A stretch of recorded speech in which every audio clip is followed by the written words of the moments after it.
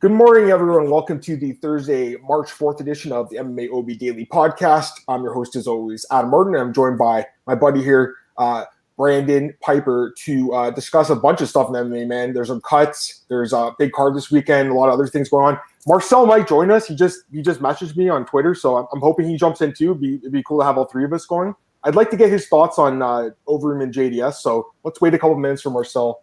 Hopefully he joins. He's got some good insight, that Marcel. Absolutely. Let's get this comment from Kevin. Morning, Adam. Everything intact. 10 prelims, some sort of record. Can't remember pay-per-view 6 early prelims. Yeah, it's crazy. So I believe it does start at 6 from what I saw, which is nuts. Because I thought it would start at like 3 or 4 o'clock, but it is a pay-per-view starts at 10 p.m. for the pay-per-view. But yeah. It's a big card, man. And I know you're excited about this card. We'll get into it. You know, Marcel's going to come in 10 minutes. So I'm going to wait for Marcel to talk about the JDS news because I know he has some things to say about that. Okay. So let's talk about the card a little bit then. In the meantime, Brandon, 259. I talked about it with Cole on Tuesday. I haven't really heard your thoughts on this card, but we can go through some fights with together here. Let's start with the main event. What's your lean in this fight? Because to be honest with you, man, I actually like Blachowicz, and I know it's crazy, but I like him here as a dog. The more I watch him, and he's like a well-rounded guy, man, and you know people just really sleep on him. Like he's got more submissions than knockouts, so he's got multiple ways to win this fight. And I did pick him, but what's your thoughts on this one? You picked him officially? Yeah, I did. Yeah, I'm picking Blachowicz. Yeah. You're not even going to wait for the weigh-ins? I mean, I'm going to wait for the weigh-ins, but right now my pick is Blachowicz. That's my lean in the fight. That's my read in this fight. I could be wrong, but I'll be honest. I have Israel, honestly. Right. But Jan has a chance. Like, he's got that knockout, legendary Polish power, right? You can't underestimate that. It's a smaller cage. He's going to have the weight advantage. I listened to an interview with Ariel and Israel, and apparently he might weigh in 193. Yeah. I don't think he's going to weigh 193. Yeah, I don't know. Jan's going to be at 220. So, I mean, that and in the cage. So that's a huge advantage, man. That's another thing I like about him in this fight. Go ahead, though. Go ahead. Yeah, exactly. That's what I'm saying. Like, 25-pound, 30-pound weight advantage? So if he can grab a hold of him, take him down, make it a dirty fight, which Israel's not used to. Remember, Marvin Vettori made it a dirty fight, and what was it, a split? I think it was. Yeah, it was. Yep. Yeah, so I don't know, man. I got to go Israel still. The odds aren't crazy. He's only a -2. You can get him at -220. Like, it's not like he's -500 here. Right. I think if Jan was a bigger underdog, I would sprinkle some action. I'm still going to hedge him by inside the distance, I think, is +300. So you get 3-1. You parlay Israel with Amanda. It's -150, -160, depending on the sports book you use. So, yeah, I like Israel, but hedge bet Jan. It's tough, man. I picked it. Dude, I've made lots of money in Israel. I picked him in every fight. I'm 9-0 on picking his fights. And I think Blachowicz, I'm probably 0-15 picking his fights. Like, I suck at picking his fights. But when this fight was announced, it was scratching my head. I'm like, this is a weird fight. And the more I looked into Blachowicz's fights, like, he's very and the power is so different, I think.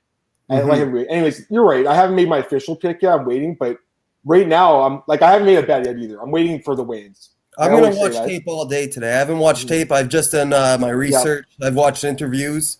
And, the tape's going to say a lot, but I remember Jan just being a lot, like, really stationary in his fights. Right. You know? He doesn't move too much. Mm-hmm. Yeah, we'll see. I mean, but here's the thing. Like, we have weight classes for a reason. You know, when the skill is similar, like, the weight definitely comes into play. I just don't think Blachowicz is as outgunned on the feet as people think. I don't think the gap is as big as people think. I really don't. I agree with you, Adam. He did compete in kickboxing at heavyweight. It's not like we have an athlete coming up for the first time.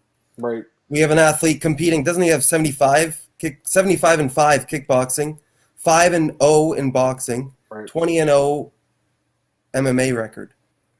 Right. And you know what? The one thing Israel keeps saying is, like, he's like, I don't get hit. That's what he kept saying. I'm not going to get touched in this fight. Well, that's not true. I mean, if you look at go look at the stats, guys. Like, he's been tagged up a lot in his fights. The Kelvin Gastelum fight, he got hit a lot. I'm not saying rock, but he got tagged up. Like, he landed a lot. It was a 5-round fight. Anderson landed a little bit on him. Robert Whitaker actually landed some good shots on him too. So he got hit more than I thought when I looked back at the tape. Listen, when I was watching his fights live all these years, like, I had money on him, so I was just watching what he was doing good. I wasn't really watching what he was doing not so good, and now I'm seeing it a little bit more because I do see some path to victory. And listen, I truly believe this is a pick'em fight. That's why I do side with the plus 200 because I think it's a coin flip. I truly believe that. If you straight bet Jan and he wins, I'm plugging that all day. I'm going to Dude, go. that's what I'm saying too. You know, Brandon, like you got to be bold too, man. It's not, you can't just pick the favorite every card. And like, no. Curtis Blades lost a few weeks ago. There was a couple other guys that were favorite. Like Dustin Poirier won as an underdog too. Like, everyone's counting these guys out, and they go in there and win. So, I know there's a lot of hype on Izzy. I love the guy. He's a great fighter. I don't think he's unbeatable. Anyways, Definitely. Again, I'm waiting for the weigh-in. I do want to see the size on the scale, but if you had to guess, what would you guess his weight would be? Like 195, 196? He says 193. I don't necessarily believe him either. I kind of feel like he's screwing with us. But, Machida used to weigh around like 200, 201. I think that's kind of what he'll be at. Like Dan Henderson, I think, weighed around that sometimes too. So we'll see. Close to 200, I think. Yeah, we'll see, man. I mean, listen, the weigh-in's going to tell us something, but the tape that I watched, they're both great. I just think Jan is so overlooked. I've been overlooking for years, bro. I'm not going to do it anymore. Me too, man. I know. I'm not doing – dude, here's another stat, and I don't know if you saw I tweeted this the other day. He's been an underdog 12 times in the UFC, and he's won 8 fights as an underdog. He's an underdog again. That's crazy. That's a 75%. That means actually he's been an underdog in, I think, 9 of his last 10 fights. Polish fighters are good. Like, they are fucking good.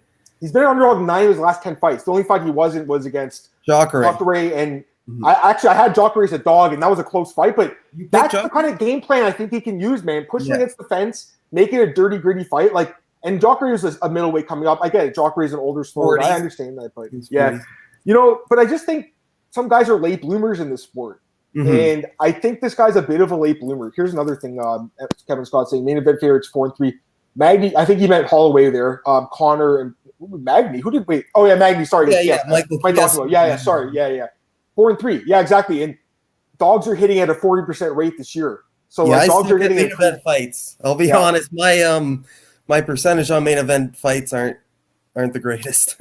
It's tough right now. It's just because it could go either way. It's just you're in the start. Like it's the biggest fight of the night. Like you have so many eyes on you, anything can happen. You've been betting on the sport for a while. Like, don't you think the variance has been more this year though so far? Like the first 2 months.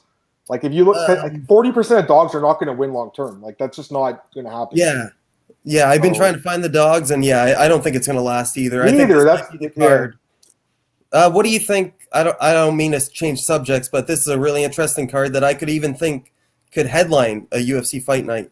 Sean Brady versus Jake Matheus as a fight. Like that, I could have seen that as a 5-round main event, to be honest. I think that would have been a great 5-round main event. Brady had this fight in CFFC where he went the fourth round, and he looked great. He looked like fresh in the fourth. Was that with Andrew? Can't remember the guy's name, but he finished him in the fourth. He looked great. Anyways, Brady, dude, I like Brady here. Yeah. And I really like, I mean, listen, I think that Jake is a really good fighter too. And, going back and watching his footage, it's like, he's really been underlooked. Marcel's coming out. I'll get you in 1 sec, Marcel. 1 sec. He's been underlooked in his career, but I like Brady here. And one of the props I was looking at was Brady by submission because Matheus has been tapped a few times. I think it's possible, man. We saw it against Christian Aguilera. So, any thoughts on this fight before I get Marcel in here? Any last thoughts? I think this is a fight under the radar for sure. Jake Matheus has been around since the Ultimate Fighter days, like 6-7 years ago. He was in Canada, actually. I don't know if you remember that season, Canada versus Australia. That was awesome. I do. Oop. And I think Sean Brady's legit. He's legit, man. Marcel just got booted out. Let me put him back in. Yeah, I like Sean Brady too. I don't like the odds though. -200. It's just hard to lay. I really like him in this fight. I really like him here, but you're right. It is hardly. I'm looking at someone to parlay him with. I'm thinking. I'm hoping it drops to -2, like -190. I'll take. Right. I'm thinking about maybe Islam in him because I think Islam has a really good shot in that fight. I don't want to play him straight. So by knockout. Pardon? Hedge bet Drew Dober by knockout. I don't even see that happening. That's the only way he would win. Adriano Martins, I think, did it. He did. I saw the fight again. He's also a southpaw, which was interesting. Let's get this comment. Where's Marcel? There he is. All right. Hey, Marcel. Hey, Marcel. Hi, man. Sorry, I had to blow my nose. So that's okay. I thought I kicked you. Sorry. I'm trying to figure out how to get us. There we go. I think that's good right there. That works. Or that's better. There we go. Oh, buddy. Okay, so let me get this comment from. Let's go back to the last fight here. Jan's fight IQ will make the difference in the fight, says Marcus. If Jan strikes the Israel Blades and Lewis did against Lewis, he'll lose. If Jan makes a grappling match with his weight, he might win. Yeah, Marcel, we're talking about this fight. Brandon really likes Adesanya. I'm kind of the other way. I think it's a close fight that Jan could win. What do you think, Marcel? Yeah, I think Adesanya is too quick, goes in and out, knows how to play the game, and I think he's just too quick for Blachowicz. Doesn't mean that Blachowicz can't tag him and can knock him out. There's definitely a possibility there, of course. But if I have to go with my gut feeling, I think Adesanya stays on the outside, lands enough punches, and makes it more of a technical fight, and maybe finishes him in the fourth or fifth round. Jeez, I just don't think Jan's going to give up his belt as easily as so many of you guys think. I really don't think so. I mean, this guy's worked his whole career for this. Like, he's so motivated now. He just had his first child. He's so motivated. He could get knocked out, especially with the counterpunch, especially if he's dumb like he was against Santos and rushes in. That's how I think he get knocked out. But I just don't think he's going to stand there for 5 rounds and lose just stare at him like Romero did. Like, I really think he's going to make this a tough fight, man. I could definitely see Adesanya winning. I just think it's a coin flip, guys. So that's my read. But again, I'm going to wait I want to see the weigh-ins. I really do for this fight, for sure. Now, Marcel, now that you're here, I want to get your thoughts on something because I know you have some thoughts. Last night we had 2 UFC fighters, 2 the best guys ever, get released from the promotion, JDS and Overeem. Pretty sad news, but understandable in a way because they are getting older and getting knocked out. But here's my thing. I don't believe it's a performance issue as far as Overeem is concerned. It's money, guys. They make a lot of money. That's why they're getting rid of them. It's not because of their fights. Everyone's like, oh, they're trying to protect them from getting knocked out so they don't get hurt. Come on. That's not what it is. They don't want to pay Overeem $200,000. They'd rather pay Chris Dawkins $20,000 to fight instead. They would. I really think so. What do you guys think? Go ahead, Marcel. Yeah, Marcel, we'll start with you. Yeah, for sure, man. I agree with you there. I mean, it's pretty obvious. The thing is that they want to get a younger roster in the heavyweight division. I don't really mind, man. The really thing that bothers me here is that JDS is a former champion. A legend, we can say, in the sport right now. And Overeem is a legend as well. He was already pretty big before he signed with the UFC, and the UFC run did even more for him, I think. So the thing that really bothers me is that most media had to find out due to the rankings on TSN that they were released, and after that the media tried to get more knowledge about it, and then JDS posted on his Instagram about it, and later MMA Junkie posted that Overeem side confirmed as well that he was cut from the UFC, or let go from the UFC. So the thing that really bothers me here is that, for example, remember when Rory MacDonald went away from Bellator and went to PFL? I remember Scott Coker, and I'm critical of Scott Coker as well, but Scott Coker went to Twitter and he's like, thank you so much for everything you did for the company, and we wish you all the best at PFL.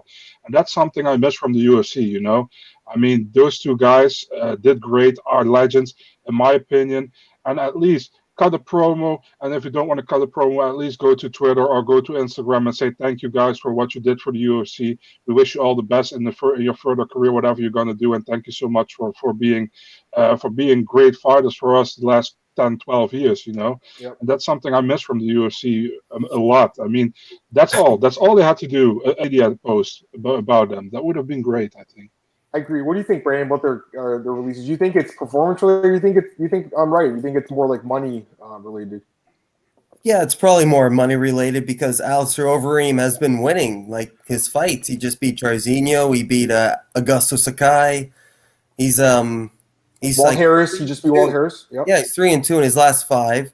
So yeah, it's definitely money related. I think Dana White definitely should have addressed this himself. Maybe put a video out saying these 2 are legends. I can see Junior as a Hall of Famer. Mm-hmm. I don't know why it was actually announced like this. Let me pull my tweet up from yesterday because and Marcel, I just tagged you in the tweet if you don't mind retweeting that. Yeah, for sure. Thanks. Let me pull this tweet up that I made yesterday. Here we go. Found it.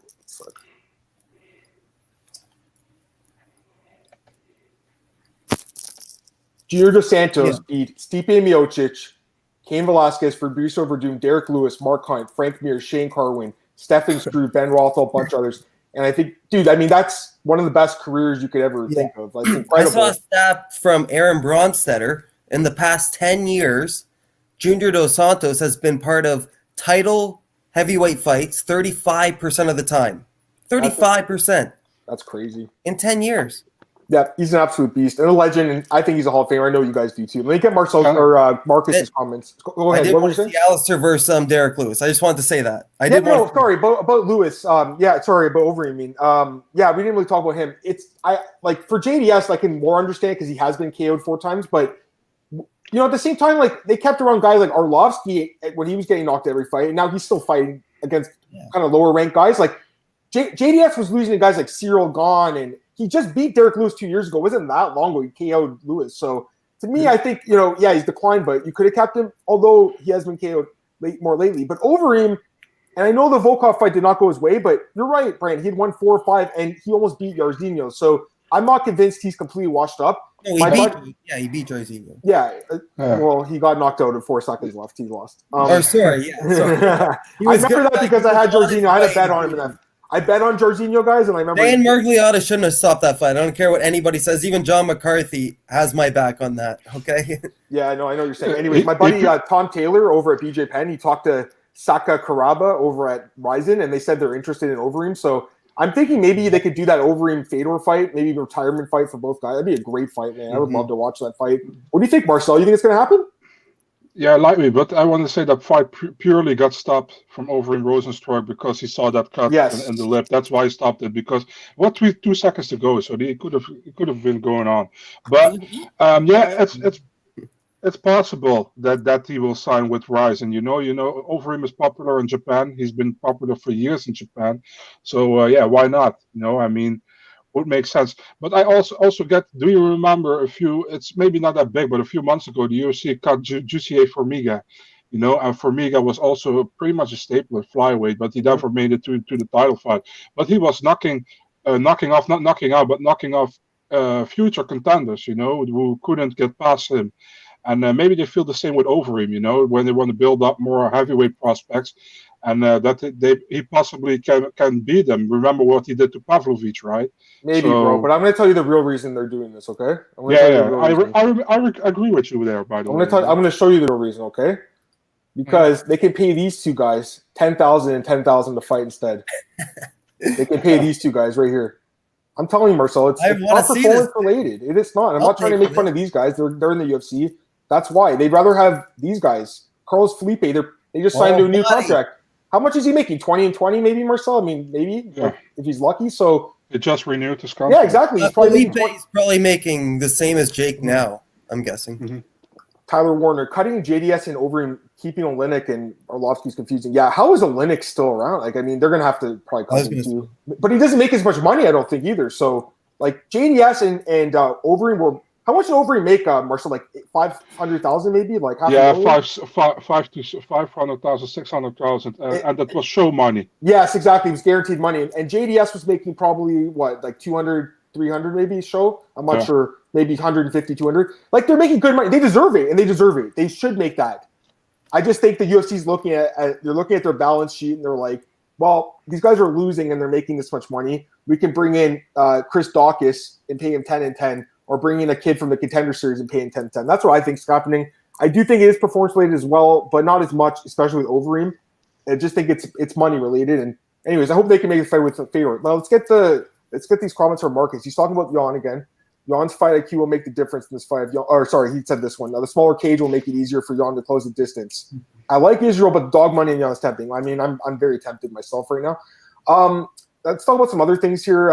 Obviously, the card. We got it this weekend, guys, but I did break it down with Cole in totality, so I don't really want to go over too much of it yet. But maybe is there like one fight that each, like you already said, Brady, I guess, Brandon. So he mentioned the Brady and Matheus fight, Marcel. I like Brady in that fight. He does too. I'm thinking Brady maybe subs Matheus. What were your thoughts on that one? Then give me your thoughts on that, and then tell me a fight you're looking forward to in this card as well.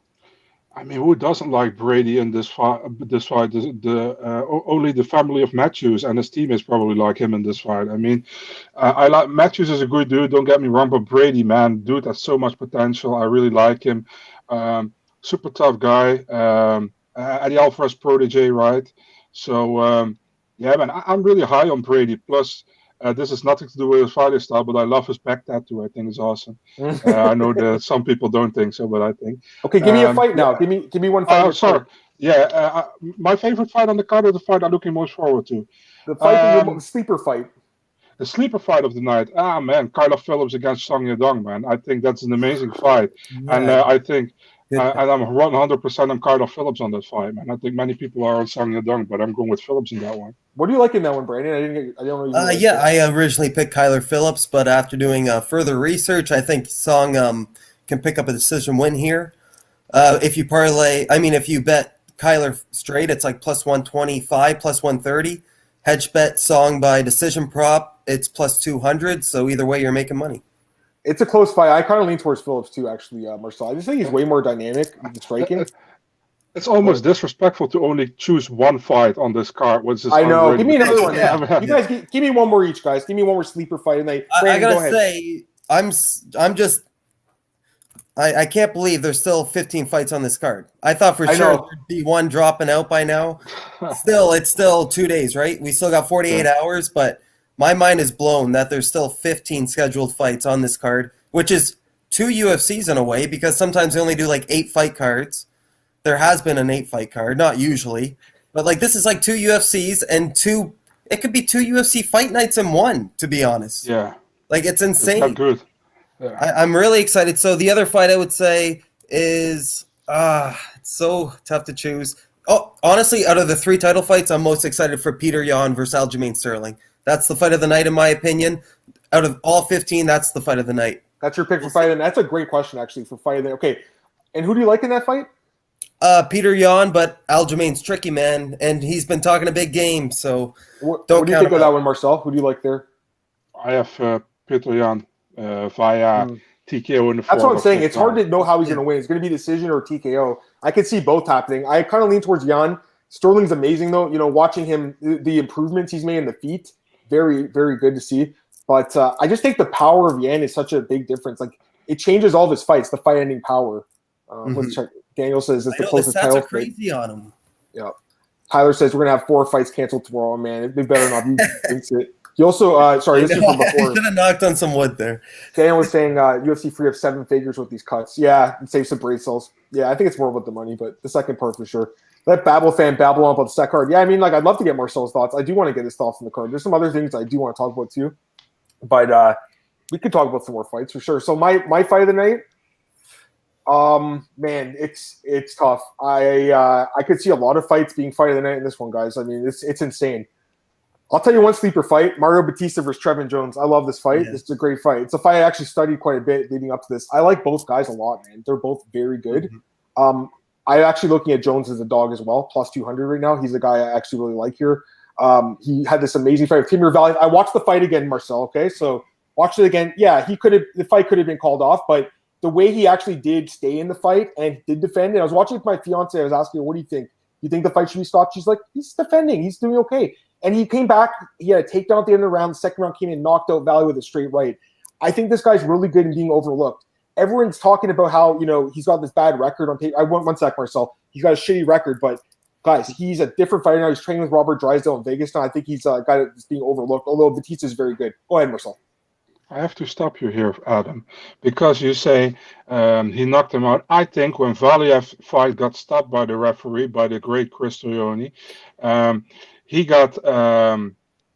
tried to get up, and people were like, he's trying to take down the ref. No, he was trying to take down Trevin Jones, in my opinion, and the ref came in between, so even the stoppage was weird to me. He was definitely tagged 100%. He wasn't really 100% clear anymore in the head how he looked. But I think it was a weird stoppage, and definitely was a weird stoppage because he could have stopped the fight before in the first round. But I said way too much already about this. But you know what the weird thing is, man. The only fight I really don't care about on this card is the co-main event, to be honest. That's the most uninteresting fight in the card, probably. Yeah. I see it as, and we got some guys commenting. Kevin saying, I hope Nunes gets her work done to the cards in the last 10 hours. Hopefully Nunes doesn't play with the food. I think, guys, I'm thinking she gets it done probably early. But I think it's going to be more like the Felicia Spencer fight where she looks to use her grappling. But to me, that fight's not that interesting. Megan Anderson's a good fighter compared to most other featherweights, but she's fighting the best fighter in women's history, MMA women's MMA history. So I think the under set at 1.5. Brandon, what's your thoughts on the under? The under's plus money. What do you think? I just wanted to say about the Trevin Jones versus Trevin Jones. Mario Batista. Who did he fight in his debut? Timur Valiev. Timur Valiev. Yeah, it's double standards, right? Like, he shouldn't have stopped that in the second round. If you're not going to stop it in the first, you can't stop it in the second round like that. And I see that as a win. I don't care that it got turned into a no contest because of the marijuana. In my opinion, that's more impressive. So, yeah, that's a win in my opinion, and that's a huge win by Trevin Jones. And I agree, plus 200 is definitely worth a stab. But Mario Batista's training with like Casey Kenny on this card, Kyler Phillips. He's legit, man. And he gave Corey Sandhagen a run for his money, and he came in short notice. So, yeah, Mario coming in short notice on this fight, too, and no one's bringing that up. He's coming in on a 2 weeks notice. Like, this other guy's coming in short notice. I know, and no one's really talking about that. Jones has had 3 months to train for this fight. He's in the best shape of his life. We'll see. My read is Jones. That's my read in this fight. Yeah, we'll see, I've already bet Jones, but you like it too? I'm going to watch a lot of tape today. There we go. Yeah, I watched some of his fights in I think it's called PXC. It's a Guam promotion. Buddy, he lost a lot of. He lost like 5. I think he's lost 5 split decisions, and they were like really close fights. So Tyler go back and watch it. No, Trevin Jones. Yeah, Trevin Jones. Yeah, like 3 split decisions. Tyler says Megan's going to get it done. Megan Anderson's going to get it done, huh? What do you think about the under though? Plus money. The under, I think over. I would take the over 1.5. Really? Because Megan has a avenue to at least, like at least survive. Like, you can say I won a round against Amanda. Like, you can say I lasted 2 rounds or 3 rounds. Like, I don't think she's going to go out there and get steamrolled right away. I think she gets steamrolled, Marcel. What do you think? Right away? Yeah, I think so in the first round. Yeah, I have also first round knockout. I think Nunes. I don't think she knocks her out. I think she takes her down, guys. We'll see. Though. I think he knocks her out, man. Say Lafine just KOs her, right? No, she tags her and she goes to the ground and then she finishes with ground. Yeah. I can see her like victory. She can win. Listen, I don't want to talk smack about Megan because she's made it here, man, and she's overcome a lot. But I could see her like turtling up and just like the Donald Cerrone Connor fight where she gets hit once and just doesn't want to be in the fight anymore. This is a terrible matchup for her, bro. Her only way to win is to really land like a head kick. I think but she's done that a few times in Invicta, and she had she could kick Nunes in her eye and try to cut her eye. Yeah, I just want to say that. Yeah, against Cigano. Yeah. Yeah, that's the only way. Like a fluke type of. I watched that fight again, and she kind of quit in that fight. I'm gonna keep going. I don't care, even if she got kicked in the eye. For sure. Okay, so I didn't give my sleeper fight of the night because I was going through. Actually, no, I did. Oh, you said I did. But there's so many fights. There's 2. Okay. How about this one? How about this fight, guys? We got to talk about this one. Casey Kenny and Dominic Cruz. I want to get your thoughts on this card. This fight, guys. This fight's interesting to me because Casey Kenny's looked amazing lately, but he's fighting he fought Nathaniel Wood. That's a great win. But the Haile Altan guy is not good at all. So I don't know what you can take away from that. And you know what? Like, he's been taking down a lot of his fights. Like Ray Borg and Merab took him down 12 times. Ray Borg took him down 7 times. Manny Bermudez took him down 3 times. He's won a lot of these fights, but he gets taken down a lot.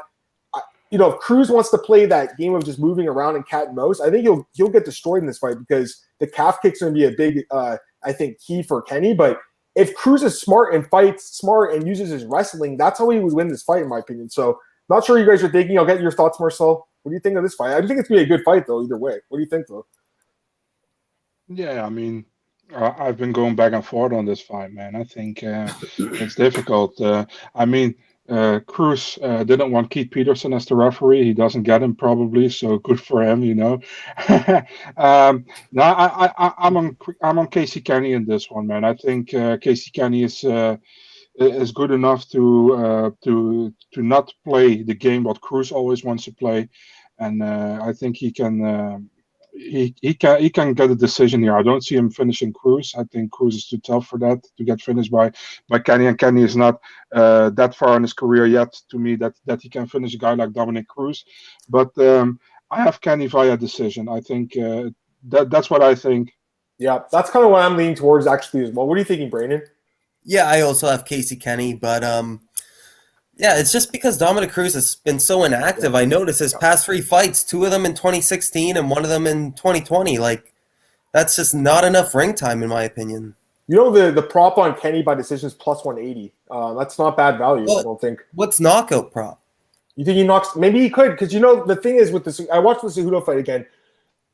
I don't want to trash Dominic because he's amazing. He looked like a guy that's kind of washed up now a little bit in that fight. And he's fighting Cejudo, so it's hard to really take away too much. But he just didn't look the same physically. Like I watched this fight with like Faber from a few years ago, or even Mitsugaki from like even after that, and he just looked physically like an older guy. He's 35 now. Yeah, he was a guy that these smaller weight classes. Yeah, he made his career off of speed and his wrestling ability. I don't know if he has it anymore, guys. So, anyways, by knockout, Casey Kenny by knockout is plus 475. So I don't know. For me, I don't like it. But.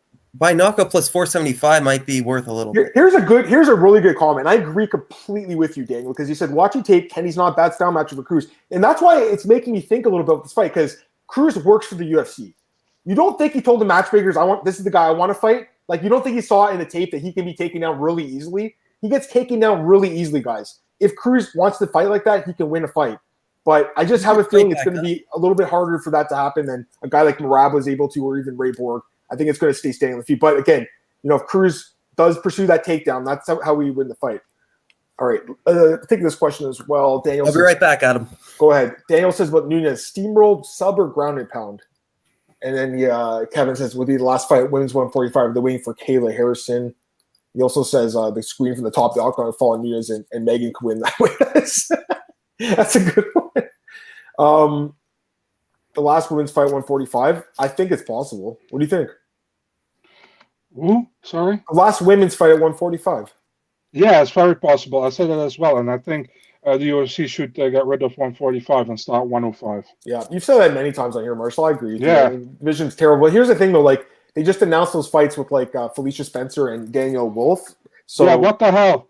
Yeah, it's a weird-ass fight, right? It's a weird What the hell? Fight. You're going from losing to Nunes, you're going to Danielle Wolf, who barely won her fight against Tanisha Tennant on the Contender Series. I mean, there's no other featherweights. There's no one else. Yeah, so they should start with the division, man. I mean, if you want to keep some featherweights, I'll keep them around, but don't gonna add more featherweights just to have featherweights. Just doesn't make sense. Right. Okay. It's actually honestly pissing me off, man, because you can have a 105 division in the UFC, which would have been perfect. But no, you're going to. It's like pulling a dead horse, man. 145 doesn't make sense. Yep, no, I agree with that too. We're waiting for him. Did you see this thing with Luke Rockhold Bisping? You saw them make up. Yeah, I thought that was fun. That was very funny, man. With the dog. Yeah. Yeah, I liked it. Right, it was good. So I guess they'll be training together a little bit with Perillo at that gym, RVCA or whatever it's called. I'm assuming Bisping does a little bit of training still. Honestly, yeah, I thought Luke would still be pissed, man. So I'm actually surprised. But it's been 5 years since that fight happened. But still, man. And you know what? I'm happy. To me, that was one of the biggest upsets in UFC history. I never saw it coming. Luke Rockhold and Michael Bisping, especially coming in on 1 week's notice or whatever it was, like. Brandon, I had Luke in that fight by a quite big margin, and I don't know if I bet on him because he was such a big fan. I don't think I bet on that fight, but I picked him. I thought he would obviously beat Bisping, and he got KO'd. So it's cool that they are working together now. I think that's nice, man. Sure. You saw that, Brandon? They're working together now a little bit. Luke and Mike? Yeah, dude, they had a hugging session, bro. Yeah, they're doing it. They have a bromance now. Oh yeah, bromance. Jorge and Mike had beef too, and now they're kind of bromancing. So. Yeah, I think Jorge's been on his podcast. Dude, I love the fact that in this sport you can fight someone and beat them, and then you could be friends. Like, it's great, right? Like Rory MacDonald's training with Robbie Lawler now. Like they train together at Sanford every day now. So I love it. Leaving there, my dog was just freaking out. Don't worry about it, man. Let's talk about Rory. Let's talk about PFA. There's your cute little doggy. Hi, sweetie. Let's talk about Rory. Rory's fighting David Michaud in PFL. Marcel, really? Like, this is the first round fight? I guess, you know what? He's got to get his feet wet. He hasn't fought. Michaud is a tough guy, but I think MacDonald wins this fight. He says he's fired up. He's ready to go, guys. I think he'll be a big favorite in this fight. Probably be like minus 300, I would assume, against Michaud. What do you think, Brandon? We'll start with you. With who? David Michaud and Rory MacDonald. I will take Rory by decision. But David, I don't know. He's good, man. Like, he's okay. He trains with a good camp. He's been in the game, 10 plus years. You can't count David Michaud out, but Rory's found God. What do you think, Marcel? You like this matchup for him to get a bounce back win? Rory MacDonald, the guy's bulldog. I think Rory MacDonald will probably win the fight, man. But I would go with decision. By the way, PFL just announced that the 6 events will take place at the Ocean Casino Resort in Atlantic City, New Jersey. I'm gonna pull it up right now because Ariel's talking about it. Yeah, but there's something else that you guys want to see here because it's talking about a bubble. So is any audience or no? I'm gonna read. No, dude, it's a bubble. Fans? State of the art bubble environment, bro. Bubble. That means there's no fans, bro. Oh, come on. How would there be fans in a bubble? There's no way. No fans allowed. It says right UFC's talking about getting fans back.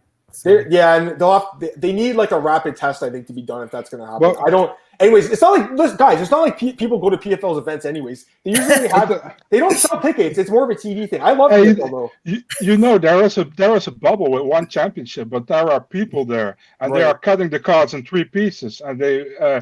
For example, one card from one championship has been 3 cards have been fought last week. The second card will be broadcasted tomorrow, and the third card will be broadcasted in 2 weeks. I hate how they do that. Let me get some comments here, guys.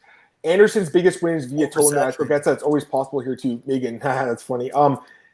Andrew Stoddard, how many fights? Hey, Andrew, what's going on? He says, how many fights does Nunes have left before she retires? Marcel thinks she's going to retire. I think you said after this fight, or one more, right, Marcel? This one and one more, or maybe one more, but not very long anymore. I think she will stay. If she retires, dude, the whole women's divisions are just in shambles. Like, because then the next best fighter, I guess, would be Holly Holm. She'd probably be the champ again or something, or Jermaine. It's just kind of boring. I want to manage to stay around.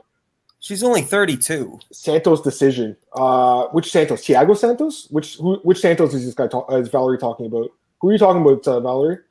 What other Santos are on this card? Am I forgetting someone? I think that's the only Santos. Yeah, so if you're saying by decision, what's the prop on that? If anything, he'll be racked by decision. Santos will have to win by knockout. Plus 710 by decision. Wow. Yeah, I could see that. I mean, it's possible. That's a tough fight to call. That's a crazy fight, guys. Get this call from Marcus. If Israel wins this weekend, any chance we see Jones? No, I don't think so because, dude, Jones is way too big now, guys. He's 252 pounds now. He's not going to get down to light heavyweight. If Izzy wants to fight. What? It would legit piss me off, man. If Jones now goes to light heavyweight after he won't, drops bro. his How are you belt. going to lose on muscle now? He won't. This is a permanent thing, I think.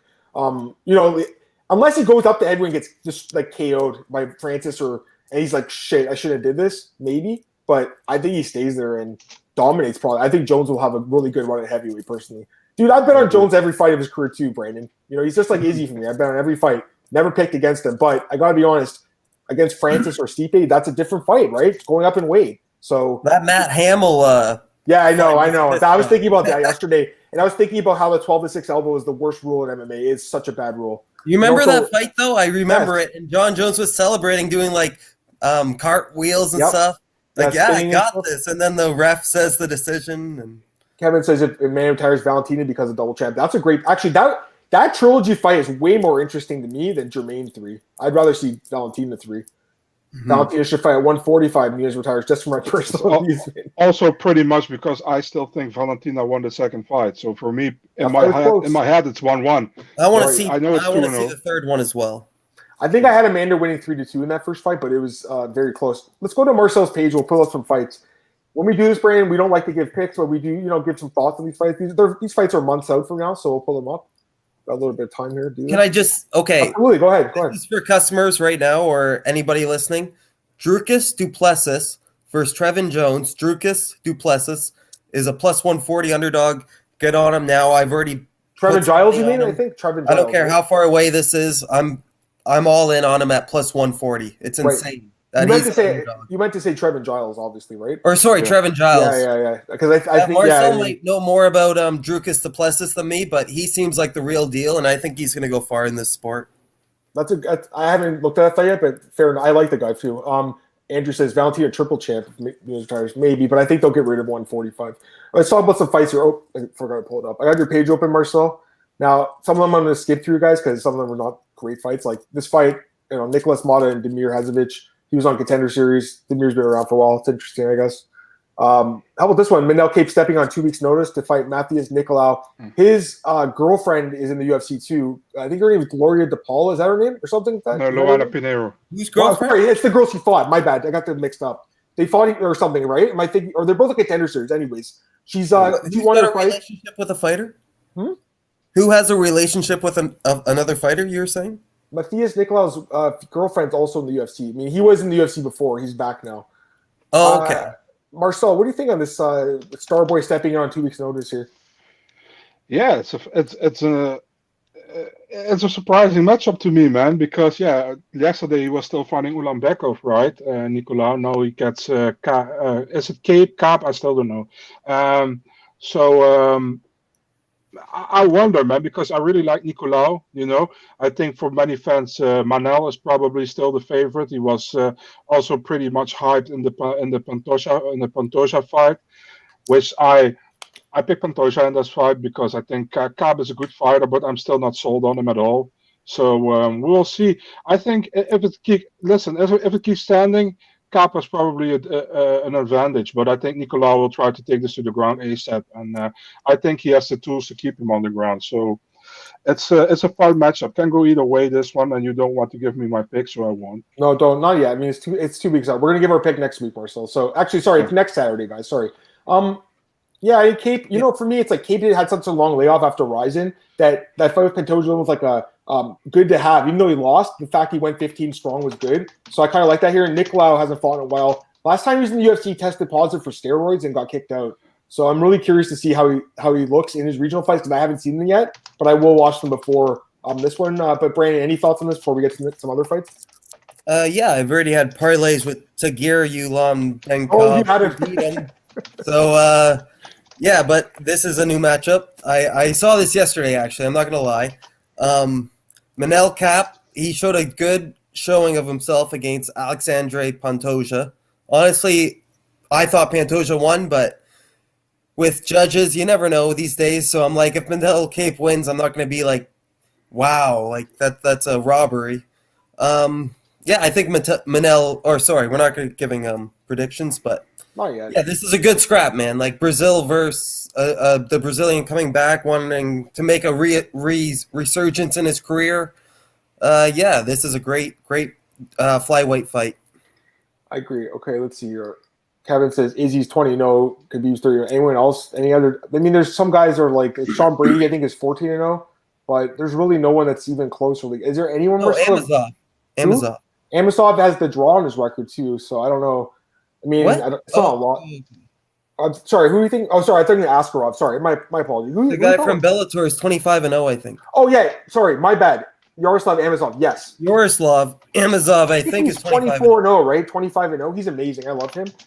Great call. He also, this guy says Drick is coming sloppy. Be careful. So, and then we got Kevin saying Marcel's IG page is the best resource. I agree. And he says thanks, Marcel. Yeah, thanks, Marcel. Thanks, man. I'm so happy I found you. Marcus laughed about this one. He's like the odds for Spencer Wolf. I think it's going to be like minus 1,000, probably something like that. It's going to be a massive odds, like monumental. Let's go to some other fights here quickly. I love this fight. Okay, did you see the picture I posted, Marcel, on the BJ Penn article? Did you see it? No, I don't think I did. I'll show you. Hold on. Yeah. Look at this picture, guys. Because I found this. I Googled the fight the other day because I heard it rumored, and I was like, okay, so what is this? Is this actually happening? And then I found some. Where is it? Let me type it in here. I saw this really cool picture of Kape and my computer's slow as hell right now. The cool picture because I think they've trained together and stuff. Here it is. Oh, they've trained together, I believe. Look at this. Look, see? Wow. Oh, nice. Yeah, so they did some training. I saw this like on his from Facebook page when I was Googling the fight because I heard it rumored. So I was like, is this real? That's pretty cool, Marcel. So I love this fight. I mean, it's going to be a striker's delight. They're going to stand and trade. Don't know. I mean, I think we both have a lean in this fight, guys. I think we all do. We all have the same lean, I'm assuming. But it's going to be a hell of a fight. What do you guys think? We'll start with Marcel. Yeah, I love the fight, man. I think Giga has looked great in the UFC so far, man. I think many people were questioning how good he was when he got signed. I remember he had some good fights in kickboxing, I know, but he lost to what's the guy's name again on Dana White Contenders who recently fought Alex Caceres. Austin Springer got submitted. Austin Springer, yeah, he got submitted, right? So. He did great, man. I think his Morales performance was amazing his last time out, And Kape Swanson back on track, 2 wins against Pineda and against Con Gracie. So, I mean, this is pretty much to see for the UFC where Giga is right now, because if you beat a guy like Kape Swanson, you can you can probably enter the top 15. You can try to get a top 15 guy. If you lose to Kape Swanson, you're still not there, I think. So this is pretty much for the UFC to see where Giga is and where Kape still is, in his career right now. So a really, really fun fight. Looking forward to see what's going to happen. And Adam is gone. Adam left us. Yeah. I agree with everything you're saying, though. I agree. Sorry, I was going to pull up the wrong. I pressed the wrong button like a dumbass. I'm so stupid. I went to press this. Okay, so Kevin's asking about the DraftKings thing. Yeah, let's talk about this now. So, did you see the news, Brandon, or no? Have you seen this or no? Yeah, I saw it this morning. Apparently, $5 million. No, maybe, but I know that they said that they're going to give. I think it's more. No, it's more than that. Bro. What did you say? $5 billion? What did you say, Brandon? No, $5 million. It's more. I think it's $350 million. Is it $350 million? Yeah, I think the UFC is getting $100 million out of this or something. They said it's 9 figures, right? So it's crazy. Yeah, I hope the fighters get a cut of this first off. But basically, what's happening is this is great for us. And you got one of your boys in here, Bush Life. My money's on Brandon's. But yeah, I mean they're great predictions. Thanks, buddy. Yeah. Man, I think it's great because sports betting obviously getting more legalized now. But the sports book apparently is coming to Canada now, the DraftKings Sportsbook, Brandon, which is awesome. Mm-hmm. And we'll be able to play the app. I guess we already could do fantasy, but now we could use the sportsbook too, which is great. I think it's a great thing. And also, I don't know if you saw the news, Marcel, but they said they're going to really integrate this into the broadcast now. And there's a new countdown clock they're coming in on Saturday night.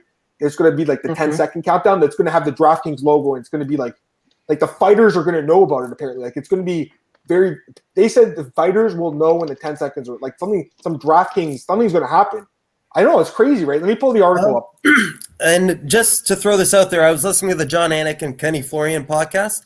And if you sign up for DraftKings right now, if Israel Adesanya versus Jan, if they land a punch, you can bet $1 on that to win $100 right now. They land a punch? That just confused me. I'm like, wait, land a punch? That's just free money.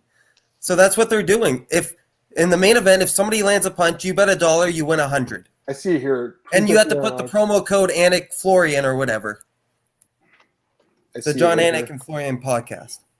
I guess you need to have it. I mean, I already have an account. I don't know if I'm able to. That's insane, though. That's just giving you free money.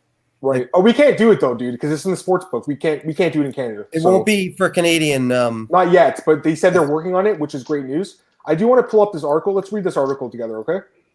Let's pull this one up. I know you're not as much into the gambling thing as Marcel, but I think now that you're with us at Oddsbreaker, you'll probably get into it a little bit more, I believe. So this is good for all of us. It's interesting to me, man. Yeah, it's interesting. Even if you're not betting, it's still good to know the odds. Like, you know what I mean, Brandon? Like, I always want to have the most knowledgeable the fights. I want to know.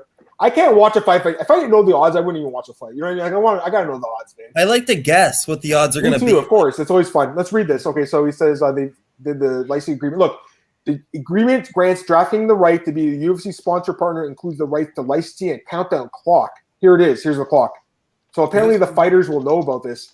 I guess they're going to put it in the cage because they said that the fighters will see this. So this is good. This is good. The fighters will know. They said we're tired of the fighters looking into the jumbotron to look for the time. We're going to have it in the cage now or something. So it's for the screen, but I also think they're attaching something to the cage because apparently the fighters will know about it. That's what I read. It's going to look at this. It's going to allow the fighter and the fans the ability to see the time left in a round in the way they haven't before. It's a big deal because it'll be integrating production technology. The fans and fighters will have the ability to see the countdown clock. That's incredible. This is amazing. I wonder what they're going to do. Like, are they just tying something to the fence, or are they going to put like a digital clock or something? Like, what is it? Like, I don't get it. So I think it's cool. Kevin says, they'll just edit it into the broadcast, I think. Yeah, and now that I'm working with Elite Fantasy now, so I'm doing the DraftKings breakdown. Dude, I just wrote my breakdown for tomorrow's card, 7,000 words. I crushed it, bro. I went through every fight with. Pardon? You're talking about your DraftKings insight? Yeah, my fantasy. It's 7. I went through every fight with the fine tooth comb. 7,000 words? Yeah, it's like 500 words to fight. I wanted to go through every fight with the fine tooth comb, even if I'm not right on these fights. I just knew that I did I know I'm doing my research at least, you know? Man, that's a big props to you because that's so time-consuming. I used to do it for every fight. I'm like, bro, but it's my job, bro. I mean, I'm getting paid to do this too. I'm getting paid well, you know? So That's it's really time consuming. Like, I really I love my new job though with them. I'm just I'm so glad I'm back doing fantasy because I think it's the future. You know, Brandon, I actually was the winner of the first ever UFC DraftKings contest they had. UFC 182, John Jones versus Cormier was the first one they ever did, and I won that one. Let me pull the card up. It was UFC 182. Yeah, you obviously had John Jones. I had John Jones. I had John Jones. Did you hear of a counter move or no? Yeah, I used to work for Countermove. What are you talking about? I used to work for Countermove and DraftKings. I worked for Countermove, and I played to them. And I used to win so much money on Countermove. Countermove was Countermove, bro. It was my favorite thing ever. It was my favorite thing. Now, I used to write articles for them like years ago. Looking at the 182 card, you know what I had for my 6 guys? It was John Jones, Donald Cerrone, Brad Tavares, Paul Felder, Cody Garbrandt, and Sean Jordan. That was my team. What a lineup! Holy shit! Sean Jordan's the only one that's like out of it now, but I know he's also Derek Cannonier heavyweight in that fight. At the time, I think he was coming off a win over someone. Was it Derek Lewis? Maybe he knocked out. Yeah. Who did he beat in that fight that you bet him on? He beat Jared Cannonier. Oh wow! Oh yeah, okay. Yeah. Okay. So it was a while ago. Anyways, that was a really good night for me. But it's been years. But I love Countermove personally. Marcel, do you play fantasy a little bit? Like, no. Did you ever play Countermove? Not at all. You ever play Countermove? Also, not at all. You ever heard of it? It's probably a good thing. You never heard of Countermove? Oh man, Countermove is awesome, dude. Okay. I'm proud to say I used to work for them, bro. You know, Christy there was a great person. You know, they got bought out by DraftKings. They made a shitload of money, bro. They made so much money, dude. I was so mad they bought out because I just love their platform, and I was banking every week. I know it's hard on DraftKings. It's a lot tougher. It is hard. The player pools are a lot larger. This was Countermove. Oh, that's nostalgic right there. I used to write for them. I wrote for them. I was a player for like a few years. Then I started writing, and then, anyways, that's what I was going to say for that. We got like a few minutes left. I'm just going to pull back Marcel's page, look at some other things, but I wanted to talk about the Carlos Felipe versus Jake Collier fight. Yeah, you know what? That's right here. That's a good matchup, man. You like the fight? Yeah, I mean, they're both like bigger dudes that are looking better. I have a heavy lean against one person, so I'm hoping the odds aren't like crazy. I assume that you're not a fan of Collier, I guess, or I'm just a huge fan of Carlos Felipe. I think he can go really far. Like, I know Marcel is pretty close with him, I believe. You broke some news yesterday, Marcel. I didn't break this fight, by the way, but I did my research, and I asked if he had something signed, and he didn't have at the moment when I asked, and 10 minutes later it came on, and then he had it signed. So you had him signing the new contract, but it was Combachi that had the fight. You're right. Yeah, exactly. So that's basically it. He's I always have to laugh when he wins, the way he reacts to the cameras all the time. He's kind of crazy. He's definitely a joker. What's some other ones? I did lose money on that John Vellante fight. I'm not going to lie. Yeah. I like this girl a lot, Manon Fiorot. I'm very high on her. What do you think of her? Yeah. So the this French. This is a good fight. Belgium, I think, right? Belgium, Marcel? Or French, man. She's French. Okay, sorry, guys. And she should be undefeated still, man. I should know that. What was her one loss? Menon? Leah McCourt in her debut fight for Kape. Split decision. It was a split? Yeah, I think I was live there, but she won that fight, man. And they're both quite good. This is a weird one, right?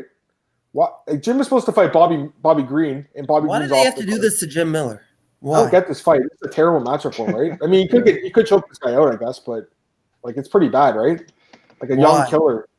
Joe Selecki. It's not like, Joe Selecki's not like he can lose, can't he? I mean, it's at 10-2. You know, it's a step up for him too. Why can't Jim Miller fight Tony Ferguson? Yeah, Jim is. I love Jim. Actually, that's possible, man. Like, give him a payday. Jim Miller has paid his dues. Give him a fucking payday. No, this fight is sick, guys. These are two tanks here. Korean Khabib against Tafon Nchukwu is just insane. Marcel, thoughts on this fight? Yeah, man. I mean, Tafon is a beast, man. I think definitely now he's at middleweight even. He's from light heavyweight going to middleweight. He's going to do some stuff over there, I think. And John Young Park, yeah, he dominated John Phillips, but to be really honest, who doesn't, So, yeah, Alan Amidowski doesn't. Sorry, Al Zelino, if you're watching. But, yeah, I think Tafon is a really great prospect here. I think he's really good, and John Young Park is a fun fighter, 100%. But man, this is a tough task, man, to go against Tafon and Chakri. I think. Yeah, this is a tough fight. I'm on the Tafon train. This is me too. I like him a lot. This is a weird fight too because I was going to mention this, Adam. I was going to tell you that we should talk about this one. I like Santos a lot as a fighter, man. I'm very high in her.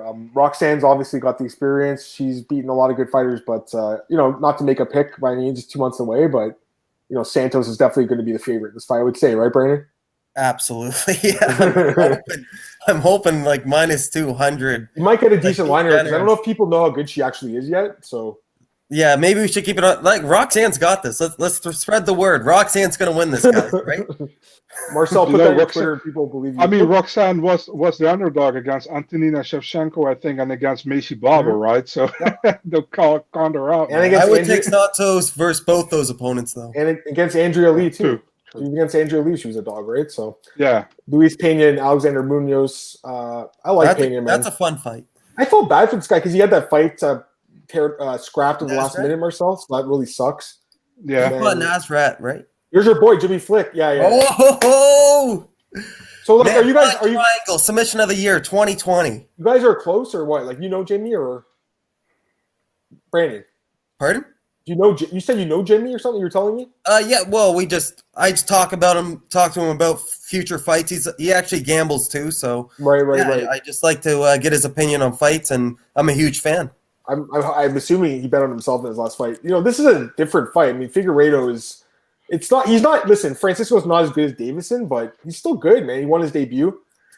All right, let's get out of here though. He could be an underdog in this fight, to be honest. Maybe. I mean, it's possible. I like Jimmy though. Don't get me wrong. He's amazing, man. If he's plus 120, plus 125. Yeah. We get some last. These are the last questions we'll take for today. Daniel says that Brett Duplessis shouldn't be that big a dog. Daniel Edwards knows. There we go. I gotta look into it more, but I think you're probably right with that. When I get these last two questions here. Have you heard any rumors on who Wonderboy, Gilbert, and Colby will fight next? Haven't heard anything. Marcel heard anything? No, I know Gilbert wants to come back as soon as possible, but he said to me that the UFC wants him to fight in June or July. Just to get him a break because he took a beating in the fight. Tyler says last month for the UFC. This is a great question. Great question, Tyler. You know your stuff, man. He says last month for the UFC Reebok. What do you guys think with Venom? Will they keep the uniform standard? Will they open up the fighters to have more input? I think they said they were going to make it more personalized. I gotta be honest, bro. I miss the old days. I miss the bad boy shorts. I miss the Venom shorts. I miss all that stuff, man. I miss the even the sponsorships and stuff, Condom Depot and all that stuff. It's like I kind of miss that stuff. I like the individuality of guys like Chuck Liddell that had the Iceman shorts or Tito Ortiz with the flame shorts. I miss that stuff. I think the Reebok stuff's really boring, and I hope the Reebok things or the Venom deal's not so standardized. I hope they do give them some more like personality. What do you think, Marcel? They're probably gonna cut a promo for the Reebok to thank them for a great how do you say that? Run? Great, yeah, in the UFC, and thank you for everything. They're gonna cut that promo that they could have cut for Junior Dos Santos and Alistair Overeem, but they're gonna cut that for Reebok. I mean, the Reebok thing is boring as hell, like you said. The only thing that only was funny is when they announced it, when they came with Rebecca Rawlings and Gilbert Melendez and Jose Anderson Aldo Jr. Da Silva or whatever. I mean, that was fun, but I mean, do you really saw somebody wanting the Reebok gear? I mean, that is only just those fighter things, the Reebok where the name is on. Reebok. I mean, that's not even popular. I always say to fighters when I talk to certain fighters, it's like, why you don't come with an own T-shirt design, and you just sell that on wherever, on your website, on your socials, man.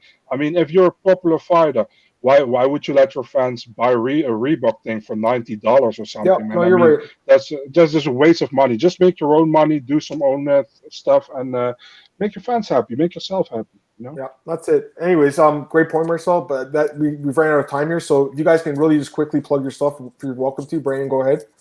Yeah, you can follow me at MMA Wagers, Twitter, Instagram, Facebook. I just made a partner with jazzsportsbook.ag. They have a huge promo code this week. You can use MMAW as the promo code, MMAW. And you'll get all the perks. If you do lose, they offer a 25% money back for the first or second time you bet. And there's more perks. Just contact me if you need any more information. Marcel, and thank you, Adam, for this show. I fucking love being on here. Yeah, man. Thanks for coming on, man. Marcel, you can follow him on Twitter at BigMarcel24. And we announced last week we're going to make a change of the time going forward, but start next week is still the same, 10 a.m. next week. I'll be back on Tuesday. Enjoy UFC 259, everyone. Make some money. Talk to you on Tuesday. Sorry, not Tuesday. I'll be here on Monday at 10 a.m., guys. Marcel, excuse me. Monday at 10 a.m. Marcel.